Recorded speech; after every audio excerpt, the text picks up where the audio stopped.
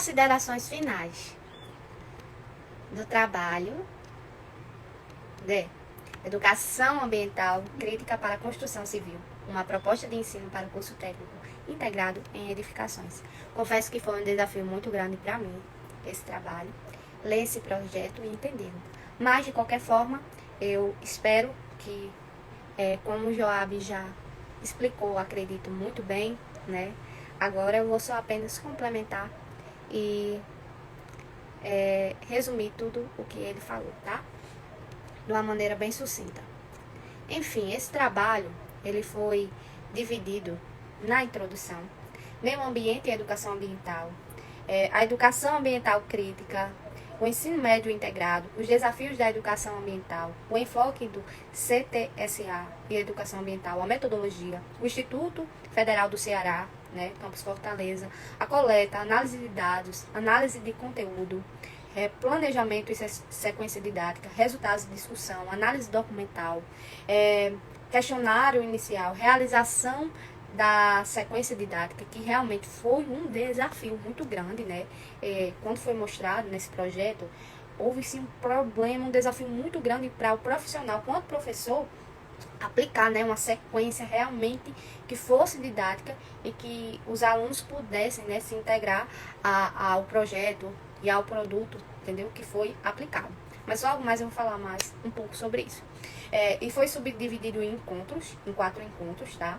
E o primeiro encontro foi conceitos fundamentais da ecologia, depois educação ambiental, depois desenvolvimento e meio ambiente e conflitos ambientais, análise do questionário final, que foi um questionário que foi feito com diversas opiniões quando foi aplicado o produto, e teve até posições positivas, pensamentos positivos em relação a isso, avaliação e desdobramentos de sequência didática, considerações finais e referências bibliográficas, que foram muitas mesmo. Mas vamos lá. Olha só, falando um pouco mais sobre a pesquisa, ela consistiu em um estudo de caso, tá? E envolveu basicamente 4 etapas que eu já citei: a análise documental, o questionário inicial, planejamento e desenvolvimento de pesquisa, tá?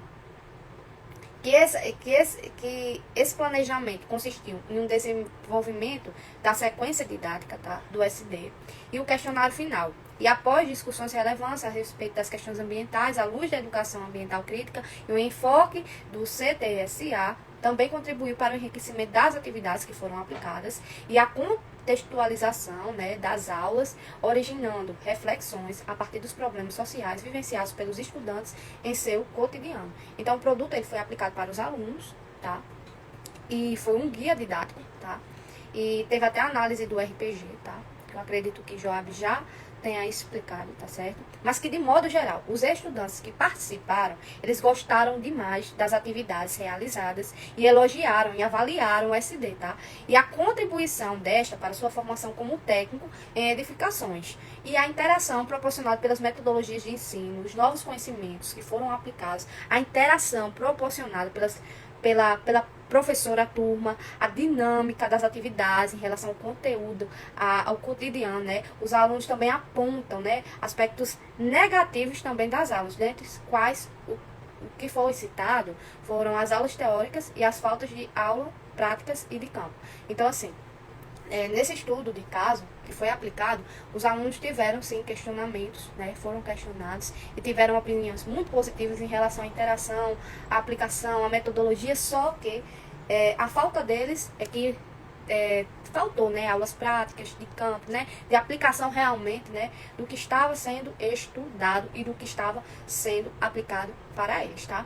E no contexto, né, a classe trabalhadora que foi pontuado no trabalho e a educação pública em todos os níveis de modalidades, com destaque para o ensino médio, com a reforma restringe o quê?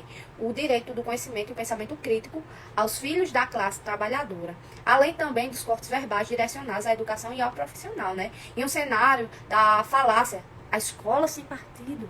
Não seria mais adequado chamar de escola de um partido? Então, assim, isso foi proposto desde o início, lá por Freire, no começo do trabalho, né, na introdução, né, que questiona e dá a resposta, né, que é fundamental ratificar que este trabalho pretendeu fazer o coro como defesa de uma educação pública universal, da educação crítica, de posicionamento, de emancipação e dos demais direitos sociais, tá? Duramente conquistados, mas constantemente colocados em risco. E eu coloco em destaque uma frase também que foi pontuada também nas considerações finais deste trabalho, né? Tira a mão do IF, tira a mão da escola pública, tá? E só para dar um ensejo, tá? A frase que foi dita aqui, a escola sem partido, né? Que foi a que eu citei, lá no começo, eles colocam uma frase, né, de Freire, 1996, página 30 a 31, que diz, né? Um simples trecho. Por quê? Dirá um educador reacionariamente pragmático: a escola não tem nada a ver com isso. A escola não é partido. Ela tem que ensinar os conteúdos, transferi-los aos alunos aprendidos. Estes operam assim mesmo. Então, esse trabalho veio com a crítica, né? Em relação a essa frase, né? Em relação ao produto que foi aplicado, né? A educação que está sendo aplicada, o ensino médio integrado, né? Porque nós, como seres pensantes, que estamos na escola, nós temos direito também de fala, de opinião, de posicionamento, né? E é isso. Eu acredito que isso foi tudo sobre esse trabalho.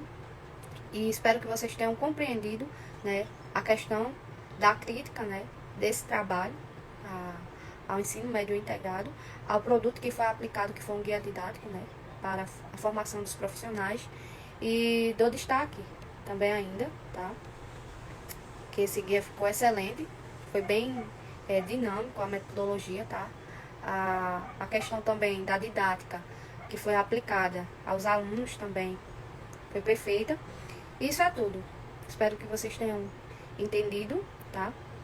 E é isso.